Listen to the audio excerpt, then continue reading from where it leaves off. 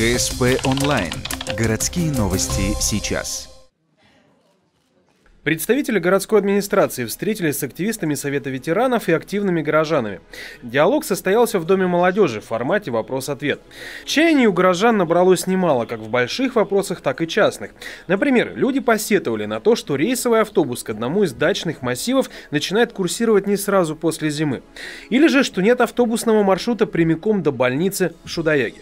Много примеров, в других городах точно такая же система, что территория больницы ограждена, вообще там есть КПП, проходные, туда только запускают людей там для посещения. Никакого общественного транспорта там не ходит.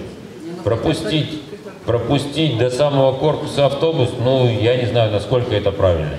Не обошли вниманием вопрос с ремонтом школ. В частности, в том же Шудаяге учебное заведение далеко не в лучшем виде. Однако жителей поселка не обрадовали. На этот год капитального ремонта там не запланировано.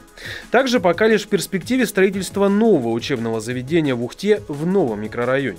Школа в новом микрорайоне, и деньги в республике школа у нас будет. Когда?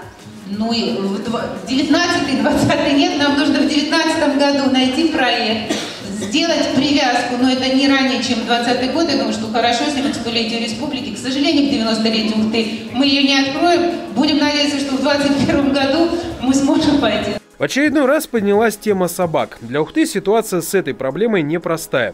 Люди сетуют на обилие собачьих экскрементов, потому что совок и пакетик – роскошь для хозяев. А бездомные стаи вызывают опасения за собственное здоровье. Существующие сейчас меры не слишком эффективны. Отлов собак бродячих, которые без хозяина, без намордника, которые самовольно гуляют, это должен произвестись отлов. Потом дальше 2 недели, 15 дней передержка, вакцинация, стерилизация и отпускание ее, клипсование и отпускание ее на место. По-другому я ничего не могу сделать.